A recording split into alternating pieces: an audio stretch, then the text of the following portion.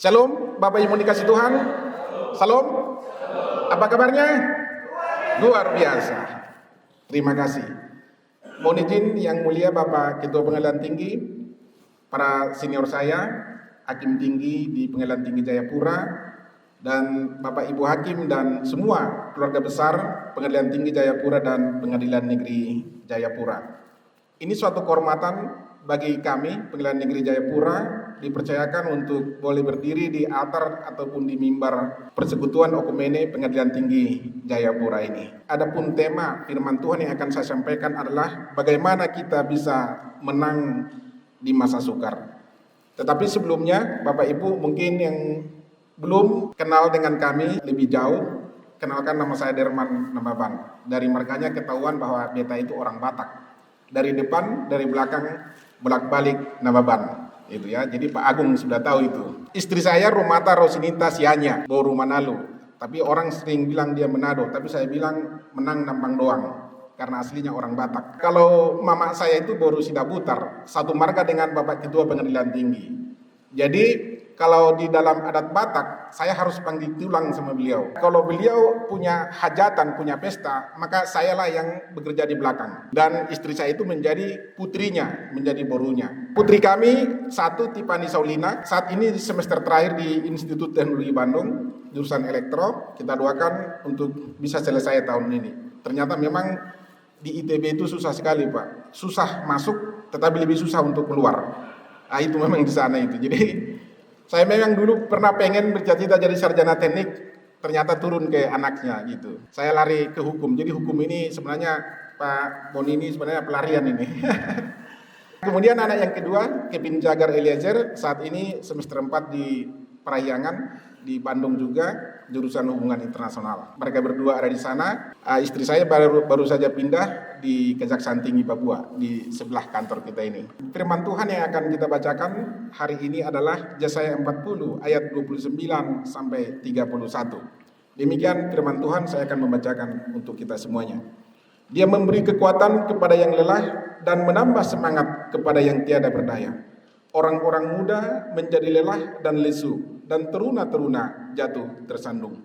Tetapi orang-orang yang menanti-nantikan Tuhan mendapat kekuatan baru. Mereka seumpama Raja Wali yang naik terbang dengan kekuatan sayapnya.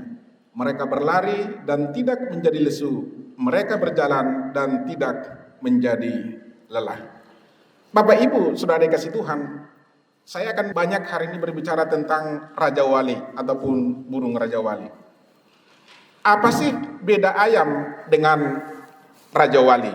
Suatu ketika ada seorang petani pergi ke puncak bukit dan menemukan sarang burung Raja Wali. Kebetulan Raja Wali ini sedang bertelur. Satu butir telur itu dibawa pulang ke rumah, ditaruh di tempat ayam yang sedang mengerami telurnya. Pendek cerita, menetas telur ayam dan satu telur Raja Wali. Sejak kecil, anak ayam dan satu ekor anak Raja Wali ini diajari oleh induknya untuk berperilaku seperti ayam, berkotek seperti ayam, berjalan dan mencari makanan, mengkais-kais makanan layaknya seperti ayam. Tapi dalam proses perjalanannya, anak Raja Wali menyadari bahwa pertumbuhan tubuhnya jauh lebih cepat daripada anak-anak ayam yang lain. Kemudian ketika dia melihat ada Raja Wali terbang di angkasa, maka secepat kilat induk ayam memanggil seluruh anak-anaknya dan termasuk anak Raja Wali untuk bersembunyi. Dalam persembunyiannya, anak Raja Wali bertanya kepada induk ayam, "Ma, kenapa kita harus sembunyi?" Induk ayam berkata kepada anak Raja Wali itu, "Nah, kamu tahu yang di depan itu adalah burung Raja Wali. Kalau kita tidak sembunyi, maka kamu akan diterkamnya." Maka demikianlah proses itu terjadi secara berulang. Setiap menghadapi ancaman dari Raja Wali, mereka bersembunyi. Tetapi tadi saya katakan dalam proses itu, Raja Wali menyadari paruhnya jauh lebih tajam dari paruh ayam. Demikian juga kuku-kukunya jauh lebih tajam daripada ayam. Dan demikian juga bentuk tubuhnya. Saya beda dengan ayam-ayam ini. Maka ketika dia lihat Raja Wali terbang, dia mencoba untuk terbang. Tapi tidak bisa. Pertama dia melompat, berusaha terbang, terjatuh dan mungkin terluka. Tetapi ketika dia lakukan itu secara terus-menerus, pendek cerita, akhirnya anak Raja Wali bisa terbang dan dia berkata kepada teman-teman ayamnya, "Goodbye teman ayam, beta terbang di angkasa." Dia bergabung dengan Raja Wali. Bapak Ibu sudah dikasih oleh Tuhan, dari ilustrasi ini saya mau katakan kepada kita bahwa sebenarnya Tuhan menciptakan kita laksana burung Raja Wali. Tetapi dalam proses kehidupan kita ini terkadang oleh karena pengaruh lingkungan, oleh karena pengaruh keluarga, kita mempolakan diri kita seperti ayam. Ketika datang masalah, kita bersembunyi. Tetapi beda dengan Raja Wali. Raja Wali ketika datang masalah, maka dia akan terbang melayang. Dan itu nanti akan kita pelajari. Karena itu Bapak Ibu sekasih Tuhan, bagaimana keadaan Anda hari-hari ini? Mungkin Anda berpikir, "Oh Pak, saya lagi susah, saya lagi stres ini, keluarga berantakan dan lain sebagainya. Sepertinya tidak ada jalan keluar, badan fisik saya sulit dan lain sebagainya." Apa yang harus kita lakukan untuk kita bisa menang di masa sukar? Yang pertama, kita harus belajar seperti pada burung Raja Wali. Burung Raja Wali, dia membangun sarangnya biasanya di puncak-puncak pohon yang tinggi atau di puncak bukit batu. Yang pertama dia gunakan untuk sarangnya itu adalah dari ranting-ranting pohon yang tajam. Kemudian dia lapisi dengan jeram yang lebih lembut dan yang terakhir terbuat dari kapas. Dan dia bertelur, diarami telurnya, dan ketika telur Raja Wali menetas, maka lahirlah anak-anak Raja Wali. Bapak Ibu tahu, dalam kondisi yang demikian, induk Raja Wali akan menyuapi anaknya dengan makanan yang dibawa dari luar. Bisa ikan, bisa belalang, atau binatang-binatang lain. Tetapi menjadi pertanyaan adalah, apakah keadaan itu dibiarkan oleh induknya secara terus-menerus? Ternyata tidak. Firman Tuhan di dalam Ulangan 32 ayat 11, laksana Raja Wali menggoyang bangkitkan isi sarangnya, melayang-layang di atas anak-anaknya, mengembangkan sayapnya, menampung seekor dan mendukung di atas kepaknya. Ternyata setelah 2 atau 3 bulan, induk Raja Wali terbang dengan kecepatan yang tinggi lalu menabrak dan menggoyang bangkitkan isi sarangnya itu. Dia cabuti bulu-bulu halus, dia cabuti jerami, maka anaknya tinggal di dalam duri. Maka anak-anaknya akan tertusuk duri, akan kesakitan. Artinya mereka tidak nyaman lagi di dalam sarangnya itu. Lalu Bapak Ibu, induk Raja Wali akan mengangkat anaknya, dibawa tinggi ke angkasa, dilepaskan untuk belajar terbang. Belum bisa, akan kesakitan, mungkin berteriak-teriak. Sepertinya induknya tidak siap mendengarkan jeritan daripada anak-anak Raja Wali ini. Tapi itu harus dia lakukan untuk melatih anak Raja Wali. Mungkin kita mengalami hal yang sama. Tahun yang lalu, 2019, 2020, 2021, kita dilanda oleh pandemi global seluruh dunia.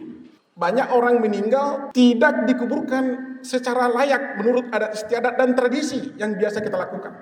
Sakramennya hanya di rumah sakit, di ambulan, dan kemudian dikuburkan, dan semua orang menjauh. Ini baru kejadian terjadi di dunia ini. Melalui peristiwa itu kita belajar seperti burung Raja Wali. Kita semua tertusuk duri, ekonomi kita susah, keluarga kita susah. Bahkan banyak yang kehilangan anggota keluarga, Bapak Ibu. Mengapa itu Tuhan izinkan? Untuk kita supaya bersandar sepenuhnya kepada Tuhan. Bukan kepada pangkat kita, bukan kepada kedudukan kita, bukan kepada harta kita, bukan kepada keuangan kita, supaya kita lebih dewasa. Karena banyak orang dewasa secara fisik, tetapi secara rohani masih anak-anak. Maka Rasul Paulus mengingatkan di dalam Ibrani 5 ayat 12. Sebab sekalipun kamu ditinjau dari sudut waktu, sudah seharusnya menjadi pengajar, kamu masih perlu lagi diajarkan asas-asas pokok dari pernyataan Allah. Asas-asas pokok, dasar-dasar yang kamu harus memerlukan susu, bukan makanan keras. Tapi saya akan percaya bahwa kita semua anggota Persekutuan Ekumene, Pengadilan Tinggi Jayapura dan Pengadilan Negeri Jayapura, kita ini siap diberikan makanan keras. Makanan keras itu tadi seperti tertusuk duri. Makanan keras itu tadi kita dibawa ke tempat yang tinggi, kemudian kita dilepaskan. Tapi ingat, sebelum anak Raja Wali menyentuh tanah dan bebatuan, induknya akan segera menangkap itu anaknya, membawa lagi. Mungkin kita pernah mengalami hal yang sama dalam proses kehidupan kita. Sepertinya kita hopeless, tidak ada harapan. Sepertinya kita tidak memiliki tempat untuk mengadu. Tetapi dalam kondisi yang terpuruk demikian, tangan Tuhan yang penuh kuasa datang menolong kita dan kemudian mengangkat kita dan memberikan janji firman-Nya dan penghiburan kepada setiap kita. Amin Bapak Ibu. Bapak Ibu, Raja Wali dia suka melayang. Ketika angin datang, maka dia akan membuka sayapnya dan dia akan terbang melayang. Angin berbicara tentang persoalan. Angin berbicara tentang masalah dan kesulitan. Ketika menghadapi persoalan hidup, kita harus menjadikan itu sebagai sarana, sebagai alat untuk kita semakin terbang lagi. Kita punya anak sekolah, dan kita dulu pernah sekolah. Kalau kita tidak pernah diuji, maka kita tidak akan pernah naik kelas. Kalau kita tidak pernah diuji, kita tidak akan lulus SD, SMP, SMA. Kalau kita tidak diuji, kita tidak lulus menjadi hakim. Kalau kita tidak diuji fit and proper test, tidak lulus menjadi ketua, menjadi pimpinan pengadilan. Semua ujian dan semua itu berat. Dan semakin berat ujian yang kita hadapi, semakin berat angin yang kita hadapi, maka semakin tinggi tempat yang Tuhan sediakan bagi kita. Amin Bapak Ibu. Maka jangan takut menghadapi masalah. Amin. Ketika masalah datang, berdoalah kepada Tuhan. Tuhan, apa yang Tuhan mau aku pelajari lewat peristiwa ini? Jangan berdoa, Tuhan mana tanganmu. Kemudian Bapak Ibu, Raja Wali juga memperbarui kehidupannya. Bapak Ibu tahu Raja Wali itu pada usia 40 tahun, dia sebenarnya sudah siap untuk mati. Mengapa? Karena bulunya sudah tebal, sulit untuk terbang. Kemudian yang kedua, Raja Wali sudah kuku-kukunya ini sudah bengkok, sudah tumpul, tidak siap mencabik-cabik makanan. Dan paruhnya juga sudah tumpul dan sudah bengkok mendekati lehernya. Tidak siap untuk memakan makanan yang enak lagi. Hanya ada dua pilihan, yang pertama mati, atau yang kedua berubah. Bapak Ibu tahu Raja Wali memilih untuk berubah, memasuki masa transformasi lebih kurang 150 hari atau 5 bulan. Dia akan naik ke puncak bukit bebatuan dan dia patok-patokkan paruhnya. Maka paruh yang lama lepas, muncullah paruh yang baru. Kemudian dia cabuti bulu-bulunya satu persatu. Dia pasang-paskan juga ke bebatuan atau ke ranting-ranting pohon. Maka bulu-bulu yang tua terlepas dan muncul bulu yang baru. Dan kuku-kuku yang baru. Bapak Ibu tahu, setelah itu akan tambah usianya 30 tahun ke depan. Artinya apa? Usia Raja Wali rata-rata 70 tahun. Hampir sama dengan usia manusia. Firman Tuhan di dalam Mazmur 103 ayat 5. Dia yang memuaskan hasratmu dengan kebaikan, sehingga masa mudamu menjadi baru seperti pada burung Raja Wali. Mazmur menyadari bahwa burung Raja Wali memperbaharui masa mudanya. Dan kita juga, Tuhan akan memuaskan hasrat kita dengan kebaikan, sehingga masa muda kita akan diperbaharui lagi. Menjadi manusia-manusia yang diperbaharui. Mungkin banyak orang berkata, Pak, saya sudah mau pensiun. Gak usahlah, yang muda-muda itulah. Oh tidak ada istilah pensiun di hadapan Tuhan. Kita akan diperbaharui kekuatan kita. Masa muda kita akan semakin tua, semakin bijaksana, semakin berhikmat, dan semakin memiliki power yang luar biasa. Mungkin engkau berkata, Pak, hubungan keluarga saya berantakan. Oh, bisa saja itu terjadi. Tetapi ingat, bersandar sepenuhnya kepada Tuhan, maka Tuhan akan memperbarui kekuatanmu untuk menghadapi masalah keluargamu. Amin, Bapak Ibu. Ada seperti itu di kampung kami. Suami istri datang kepada saya waktu menjadi ketua pengadilan, datang. Kemudian mereka membawa surat untuk sepakat untuk bercerai. Pak, ketuk palu kami sudah sepakat cerai, ini surat kami katanya. Bu, saya kaget terheran-heran. Ini kok bisa datang ke saya itu menghadap berdua suami istri. Saya suruh duduk manis. Mereka duduk berduaan, tetapi sepertinya ada tembok pemisah mereka, jauh sekali. Pandangan mereka tidak ada saling kontak mata di antara mereka. Kemudian saya perhatikan gelagat mereka dan saya tanya si istrinya lebih dahulu, apa masalahnya? Oh, dia utarakan bla bla bla. Intinya suaminya tidak becus. Kemudian saya tanya dia punya suami, apa masalahnya? Bla bla bla bla. Intinya istrinya tidak becus. Saya berdiskusi dengan mereka. Setelah itu saya katakan, saya sudah lebih 1 jam berbicara dengan Anda berdua, tapi saya tangkap dari pembicaraan ini adalah Anda berdua menginginkan suami dan istri yang terbaik. Dan Anda sudah tepat datang kepada saya, karena suami dan istri yang terbaik itu adalah Anda berdua ini. Tidak ada di tempat yang lain. Oleh karena itu saya tidak mau lagi buka pertanyaan, saya mau tumpang tangan dan saya mau berdoa untuk Anda berdua. Duduk manis, saya akan berdoa. Saya berdoa Bapak Ibu, tumpang tangan kepada mereka berdua seperti pendeta memberkati calon suami istri di gereja.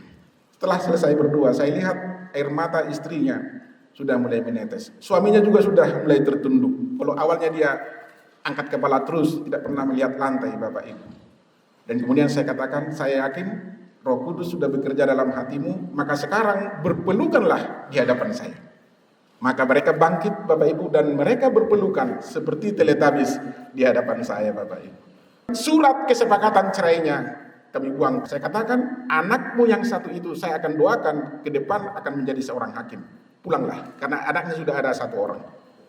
Mereka pulang dan tidak pernah datang lagi selama saya ada di pengadilan itu. Bapak Ibu sekasih Tuhan, mungkin kita banyak mengalami hal yang sama. Kita ini sudah terlalu tua karena masalahnya terlalu berat. Tetapi ketika kita belajar seperti pada burung Raja Wali, Tuhan akan memperbarui kekuatan kita. Kemudian yang kedua, apa yang kita lakukan supaya kita bisa menang di masa sukar? Yesaya 40 ayat 31 tadi, tetapi orang-orang yang menanti-nantikan Tuhan. Jadi intinya adalah kita harus menantikan Tuhan. Ada satu pribadi di dalam Alkitab, Sakeus. Sakeus ini adalah seorang kaya, seorang kepala pemungut cukai. Artinya pejabat penting pada waktu itu. Dia bekerja untuk pemerintahan Roma, karena Israel dijajah Roma pada waktu itu. Di kota Jericho, dia tahu Yesus datang dan dia pengen bertemu dan melihat wajah Yesus. Seperti apakah Yesus itu?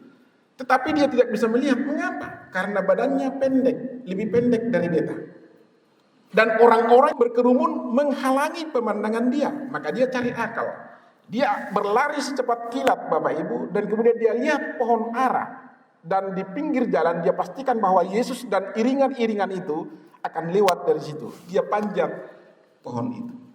Bapak Ibu tahu, ketika yang Sakeus memanjat pohon itu, maka mata Tuhan Yesus tertuju kepada seorang pribadi itu. Yesus menghentikan langkahnya.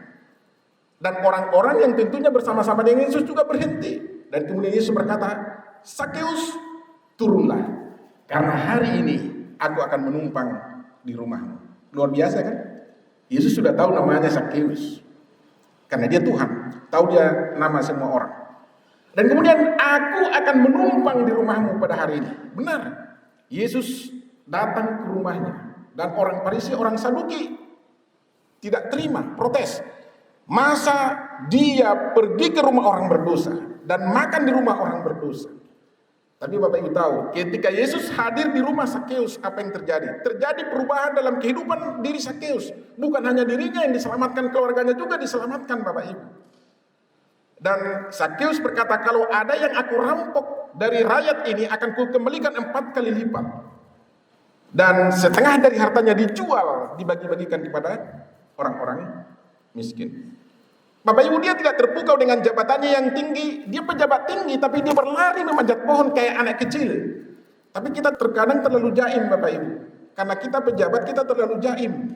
Terlalu sering itu Bapak Ibu. Saya temukan di pengadilan, banyak orang yang begitu jaim. Saya sudah banyak sekali bertemu dengan ketua pengadilan, mulai dari situ saya golongan 1. Saya lihat banyak sekali yang seperti itu. Tapi puji Tuhan, di Jayapura tidak ada Bapak Ibu, amin.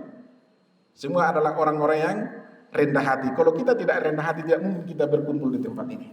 Orang yang mau duduk di dekat kaki Tuhan hanya orang yang mau merendahkan hati. Kemudian yang terakhir, kita harus memiliki paradigma yang baru.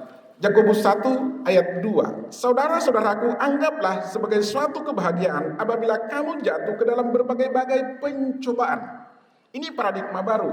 Bagaimana kita jatuh ke dalam pencobaan menjadi kebahagiaan? Terbalik. Kalau namanya pencobaan, maka harusnya kemalangan. Namanya pencobaan harusnya duka. Tetapi terbalik. Kita harus memiliki paradigma yang baru. Saudara, saya sangat terpukau dengan pribadi Yusuf, anak daripada Yakub. Yusuf ini adalah anak bungsu daripada Yakub. Karena dia lahir pada saat orang tuanya sudah tua, maka dia menjadi kesayangan. Sangat dicintai oleh Yakub. Maka dia memperoleh hak privilege, hak istimewa. Pertama, dia tinggal di rumah. Abang-abangnya menggembalakan kambing domba di padang rumput. Yang kedua, dia di rumah memakai jubah yang maha indah. Dan yang ketiga, dia menjadi kesayangan. Suatu ketika Yusuf bermimpi diberitahukan kepada saudaranya. Yang kedua, bermimpi diberitahukan kepada saudaranya dan bahkan kepada ayahnya. Abang-abangnya iri dan dengki kepadanya. Karena intisari daripada mimpi itu adalah suatu saat Yusuf akan menjadi pemimpin bagi mereka. Dan Yakub menegur Yusuf, apakah dengan mimpimu ini engkau hendak mengangkat dirimu menjadi pemimpin bagi abang-abangmu dan termasuk bagi aku? Orang Israel itu sama dengan orang Batak. Anak syakangan, anak sulung itu harus menjadi pemimpin bagi adik-adiknya. Ini kok anak bungsu yang menjadi pemimpin. Saudara, suatu ketika di tengah kebencian saudaranya, Yakub menyuruh Yusuf mengunjungi abang-abangnya di padang penggembala. Yusuf, lihat abangmu di padang penggembala. Apakah bajunya masih layak? Apakah makanannya cukup? Bagaimana keadaan kambing domba mereka? Yusuf pergi. Masih jauh, abang-abangnya melihat Yusuf datang yang dibenci itu. Mereka sepakat mengadakan persekongkolan, kita bunuh dia. Tapi salah seorang dari antara mereka berkata, Ruben, jangan kita bunuh dia karena dia darah daging kita. Maka dimasukkan ke dalam sumur kosong. Dan pada akhirnya dia dijual kepada orang Midian, dari orang Midian kepada orang Mesir, di rumah Potifar, kepala pengawal istana raja atau kepala pas pampres. Di rumah Potifar, Yusuf disertai Tuhan. Tante Poti mengabarkan hoax, berkata bahwa Yusuf hendak memperkosa dia, padahal sebaliknya Tante Poti yang hendak memperkosa Yusuf. Masuk ke dalam rumah tutupan penjara. Di penjara dia menjadi kesayangan kepala penjara. Bapak Ibu, masuk juru roti raja dan juru minuman raja. Masuk ke dalam rumah tutupan. Mereka bermimpi. Diceritakan kepada Yusuf. Yusuf berkata kepada juru roti, dalam 3 hari ke depan engkau akan ditinggikan. Di mana? Di tiang gantungan. Akan dihukum mati. Tetapi kepada juru minuman raja, dia berkata, dalam 3 hari depan engkau juga akan ditinggikan. Ditinggikan di mana? Akan dikembalikan posisimu. Mengangkat piala bagi raja. Tetapi ingat, sebelum kau keluar dari sini, beritahukan hal ihwalku. Aku tidak melakukan sedikit pun kesalahan, sehingga aku di rumah tutupan ini. Tapi juru minuman raja melupakan dia. Pada akhirnya, Firaun bermimpi. Ketika dia bermimpi, tidak ada seorang bijaksana yang bisa menafsirkan arti mimpi itu. Teringatlah juru minuman raja kepada Yusuf.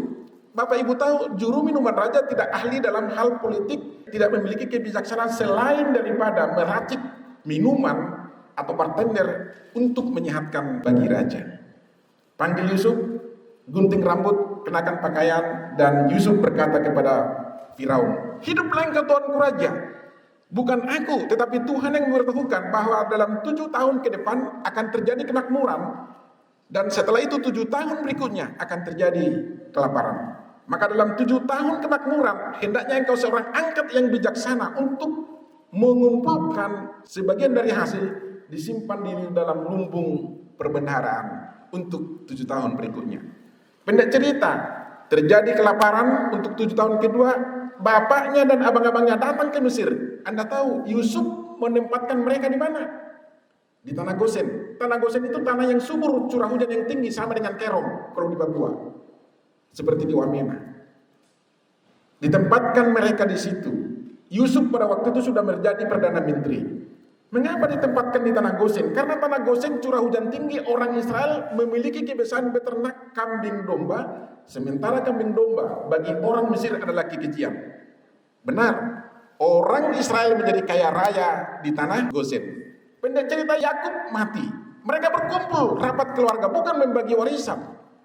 Mereka sepakat seperti ini, ayah kita telah mati, pastilah Yusuf akan membunuh kita. Oleh karena itu kita sampaikan kepadanya, supaya kita semua menjadi pembantunya, di bawah kekuasaannya, harta kekayaan kita semua di bawah kekuasaannya.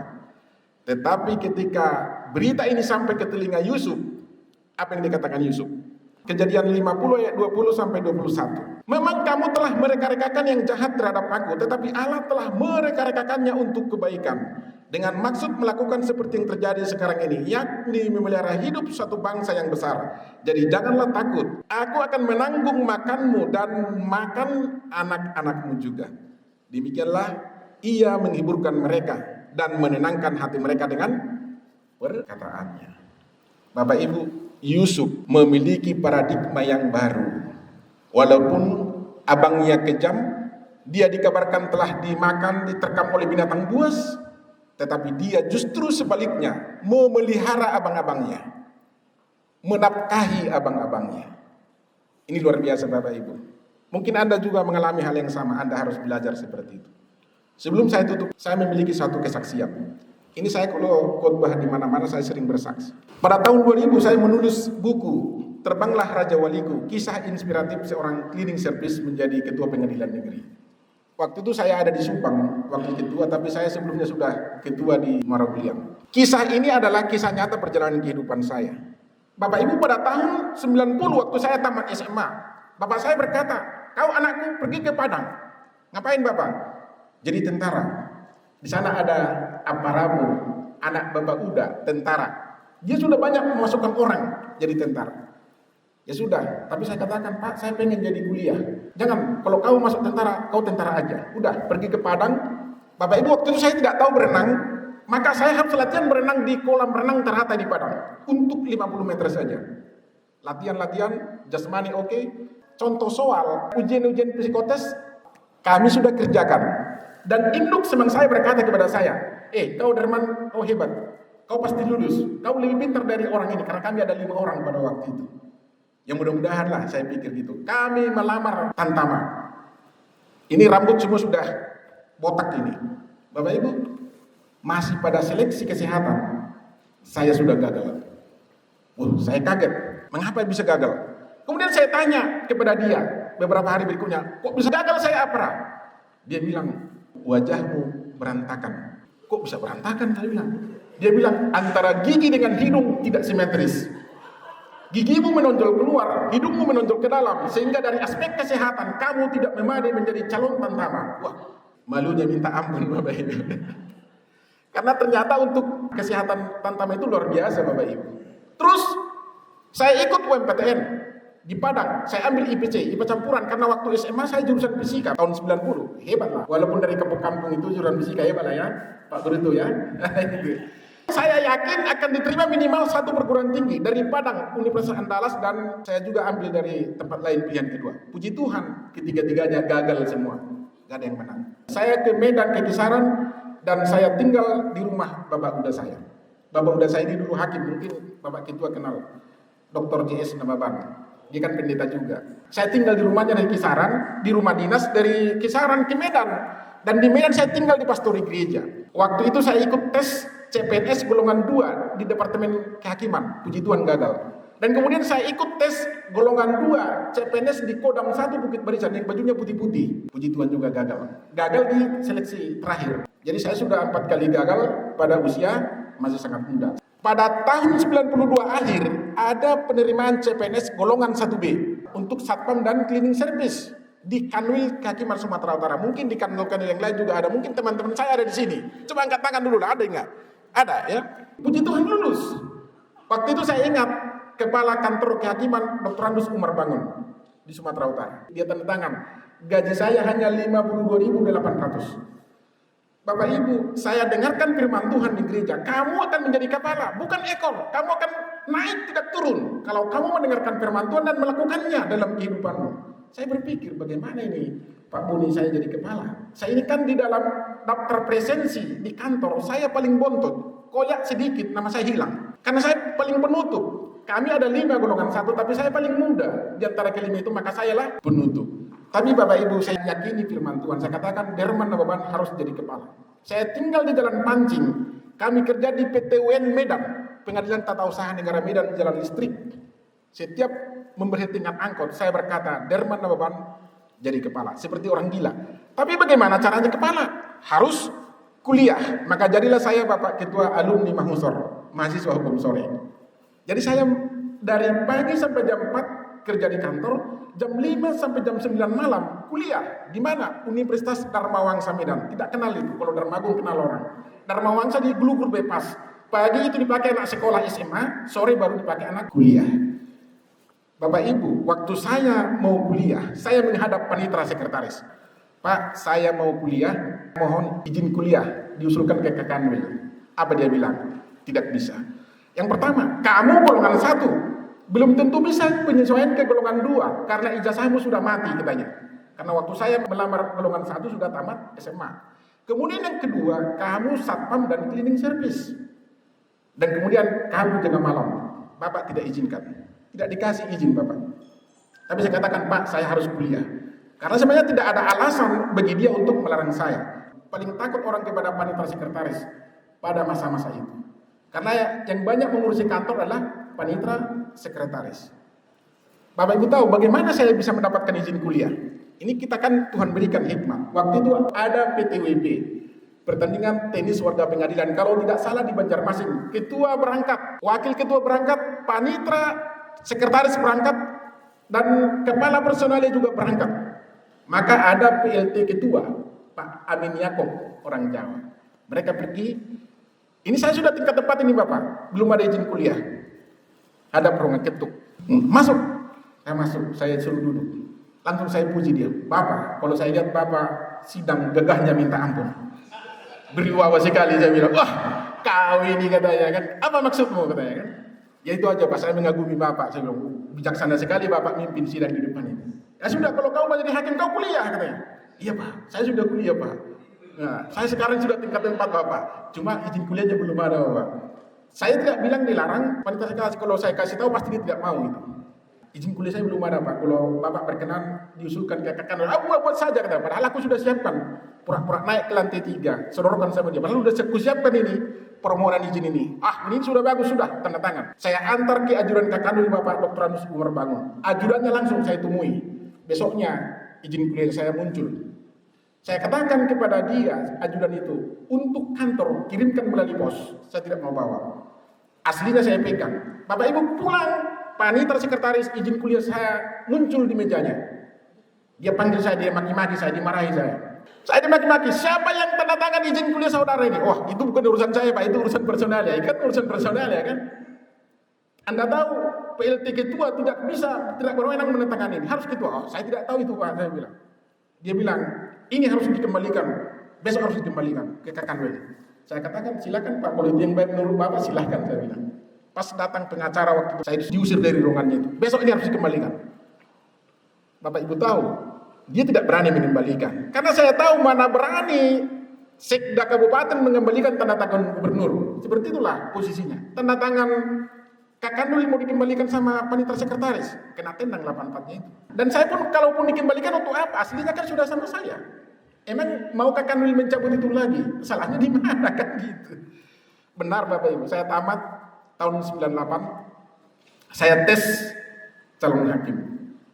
Dia bilang waktu itu masih apatis. Memang dari awal dia tidak mendukung saya. Berangkat ke Banda Aceh, puji Tuhan lulus. Berangkat ke Jakarta, Bapak Ibu, waktu saya pulang, saya ditanya sama beliau, nah Bapak, bagaimana hasilnya? Saya katakan, puji Tuhan Pak, lulus. Tes calon hakim memang langsung pengumuman, kan tidak kan? Emang sudah pengumuman? Saya bilang, belum Pak. Terus dari mana kau tahu lulus? Ya saya yakin lulus Pak, saya bilang. Baru dia bilang seperti ini cara-cara orang dunia melemahkan kita. Dari mana uangmu? Katanya. Padahal sebelumnya dia sudah tahu, saya ke Jakarta, pulang ke kampung, untuk pergi ke Jakarta, saya harus minta bantuan orang tua saya untuk menjual babi 3 ekor, anak babi, supaya saya bisa dari Belawan naik ke M Sinabung ke Tanjung Priok. Saya katakan, Pak, kalau orang siapkan 100, saya 200. Kalau orang siapkan 200, saya 400. Terus dia bilang dari mana? Saya katakan dari surga. Bukankah di bumi ini tersedia emas, perak, permata, dan lain sebagainya? Mineral berharga ada di bumi ini. Dan Bapak tahu bumi ini pijakan kaki Tuhan. Tuhan yang menyediakan. Baru saya tanya dia, yang bodoh sebenarnya siapa Pak? Bapak atau saya? Bapak sudah tahu saya ke Jakarta menjual 3 ekor anak babi orang tua saya. Masa Bapak bertanya lagi dari mana uangmu? Kesanalah kau, sombong kali kau katanya. Bukan sombong Pak, tapi saya yakin lulus Pak. Benar. Ketika pengumuman berikutnya, puji Tuhan saya lulus Bapak Ibu. Saya lulus pada hari Jumat, senam pagi. Dia datangi saya. Wih, selamat Nababan, Anda hebat. Lulus Anda, luar biasa. Saya aja sudah 3 kali calon hakim sampai sekarang tidak lulus-lulus katanya. Saya katakan sama dia, Pak, bukan saya yang hebat. Yang hebat itu adalah Bapak. Saya bilang, bagaimana caranya? Saya kalah terus. Katanya, iya Bapak yang hebat. Bapak kan tahu, saya ini golongan 1. Saya ini anak buahnya Bapak. Bapak mengkader saya dari golongan 1 sampai dengan sekarang bisa lulus menjadi calon hakim. Berarti Bapak yang hebat mengkader saya, bukan saya Pak, saya bilang. Wah, sombong kali lah kau katanya. Udah sana kau katanya. Malu dia Bapak Ibu. Saya kembalikan omongan itu kepada dia. Bapak Ibu sudah dikasih oleh Tuhan. Prosesnya sangat sulit menghadapi dia. Apapun dia berusaha menghalangi saya. Ketika saya penyesuaian ke golongan 2 pun, Pangkat saya sudah turun, saya bawa ke meja dia, karena langsung dikirim ke saya karena ada orang kenalan dari BKN. Saya tunjukkan kepada dia, marah dia Bapak Ibu. Apa maksudmu? Pangkatmu diusulkan dari mana? Saya katakan dari Kanwil Pak. Saya tidak mau terima selain dari Kakanwil. Kau jangan-jangan ambil dari tong sampah ini katanya. Gak mau dia terima. Bapak Ibu saya ke Kakanwil ke bagian kepegawaian. Rupanya dia sudah telepon orang kepegawaian, orang Batak pula itu, Kakanwil Medan. Ketika saya datangi dia, dia maki-maki juga saya lebih parah lagi dari dia. Bagaimana saya pikir? Bapak Ibu tahu, saya ini anak-anak Tuhan pasti Tuhan berikan hikmah. Di situ waktu itu ada Litna Purba, Kormin pada waktu itu. Ini sudah gak ada harapan lagi nih bagaimana ini kan? Saya ketuk, masuk. Saya katakan, Pak, saya anaknya Pak Dr. J.S. Nawaban, rupanya sahabatnya.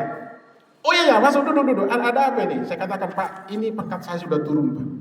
Tapi Pak Ditra sekretaris dan termasuk yang di sana itu anak buah Bapak itu tidak mau, malah saya dimaki-maki, Pak, tidak mau terima ini. Katanya harus terima dari Kakanwil. Abu dia bilang, bodoh itu katanya. Sini, kamu langsung kasih disposisi langsung ke Kakanwil dan Kakanwil mendisposisi kepada dia buat pengantar ke Petun Medan dan buat kalau perintah kalau sudah diterima di sana supaya dikembalikan penerimanya ke Petun. Besoknya datang SK itu dari Kakanwil sendiri Bapak Ibu. Dia nggak bisa nolak lagi. Berulang kali dia berusaha, termasuk mengurus karpet saya Bapak Ibu. Teman-teman saya 4 orang karpetnya dibawa, saya tidak dibawa supaya tidak bisa naik pangkat. Loh, di mana punya saya Pak? Udah, nggak tahu tadi di mana punya kau katanya.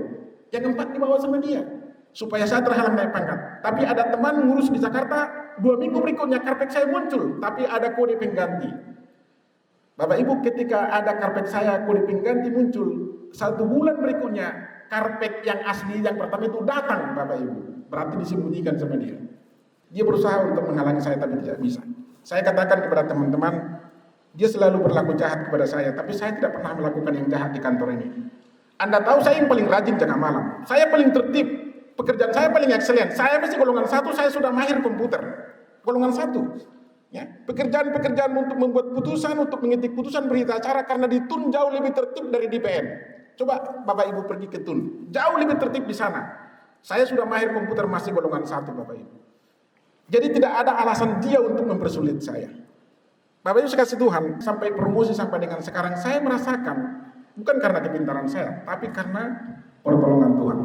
Ujian yang saya hadapi dalam proses kehidupan saya itu adalah cara Tuhan untuk mengangkat saya semakin tinggi lagi. Saya tidak pernah berpikir menjadi ketua pengadilan, apalagi untuk menjadi ketua pengadilan Satwa. Saya tidak pernah berpikir dan saya selalu berulang sampaikan kepada teman-teman. Saya hanya bersyukur ini semata-mata karena pertolongan Tuhan. Amin Bapak Ibu. Kita mau dipromosikan. Kalau kita lihat coba next lagi. Ini waktu di Sidimpuan baru dilantik. Lanjut. Ini waktu di Kupang, terus ini. Jadi waktu saya tulis buku itu, tapi sayang Bapak Ibu, bukunya sudah habis. Harus masuk cetakan kedua bukunya, karena waktu itu masa pandemi kami jualan buku Pak Ketua. Jualan buku melalui Facebook, habis semua bukunya. Jadi nanti harus dicetak ulang lagi Bapak Ibu. Saya mau katakan kepada kita adalah ayat yang terakhir, ada orang bijak berkata seperti ini adalah Martin Luther King Jr. Dia berkata seperti ini, kalau Anda tidak bisa terbang, maka berlarilah. Kalau Anda tidak bisa berlari, maka berjalanlah. Kalau Anda tidak bisa berjalan, maka merangkaklah. Tetapi apapun yang Anda berbuat, Anda lakukan, Anda harus tetap bergerak untuk maju. Amin Bapak Ibu. Kalau kemarin Pak KPT menasihati kami di PN Jayapura, pasti bisa maju, memang benar Pak, bisa maju. Yang penting adalah kemauan kita untuk maju. Dan bersyukur Ibu Yanti adalah tangan kanan kami di sana, sekarang sudah di PT Jayapura ini. Luar biasa ini Ibu Yanti ini. Ya tepuk tangan dulu dong, mana Ibu Yanti ini? Paling rajin kerjanya Bapak. Tetapi apakah yang paling rajin ini ketika dia pergi maka kinerja di sana akan ambruk? Tidak. Kalau kita semua bergerak maju, maka kita akan menjadi terdepan. Janji Tuhan di dalam Yesaya 41 ayat 10. Jangan takut sebab aku menyertai engkau. Jangan bimbang sebab aku ini Allahmu. Aku akan meneguhkan bahkan akan menolong engkau. Aku akan memegang engkau dengan tangan kananku yang membawa kemenangan. Amin. Jadi Tuhan yang pegang tangan kita dan memberikan kemenangan. Ini masa-masa kita menantikan pencurahan Roh Kudus. Minggu lalu kita memperingati kenaikan Yesus ke surga. Dan puji Tuhan, saya dipercaya khotbah di GB di Aston kemarin 2 gelombang. Pas hari perayaan kenaikan Yesus ke surga. Dan hari Minggu besok kita akan merayakan pencurahan Roh Kudus. Roh Kudus adalah penolong. Roh Kudus itu adalah kuasa. Roh Kudus itu power, dunamos, meledak. Seperti ledakan dinamit bisa memecahkan batu. Kalau Roh Kudus ada di dalam diri kita, kita akan memiliki kuasa. Kuasa untuk apa? Menjadi saksi. Saksi di mana? Di Yerusalem, di Judea, di Samaria, bahkan sampai ke ujung bumi. Di tengah keluarga, di tengah lingkungan kita, kemudian di komunitas kita, dan sampai ke ujung bumi. Saya bersyukur Pak Ketua, saya pernah ditugaskan di Sumatera Utara. Pernah ditugaskan di Jawa, pernah ditugaskan di Kupang, sekarang di ujung bumi Indonesia Timur. Jadi saya pikir benar juga ini sampai ke ujung bumi Indonesia, perbatasan di Papua ini. Bapak Ibu terkasih Tuhan, sekali lagi saya mau katakan kepada kita, mungkin kita menghadapi masa-masa sukar hari-hari ini, kesulitan hari-hari ini, yakinlah Tuhan akan memberikan kekuatan yang baru kepada kita seperti pada burung Raja Wali. Menang di masa sukar. Pertama, belajar seperti burung Raja Wali. Yang kedua, nantikanlah Tuhan dalam kehidupanmu, maka Dia akan berkarya. Dan kemudian yang ketiga, milikilah paradigma yang baru. Tinggalkan paradigma yang lama, pola-pola lama, pola kerja yang lama. Kita harus memiliki pola kerja yang baru, paradigma yang baru, cara berpikir yang baru. Positive thinking, tidak pernah negative thinking kepada atasan, kepada pimpinan, kepada sesama, dan kepada keluarga-keluarga. Demikian firman Tuhan, kiranya firman Tuhan ini boleh memberkati kita semua.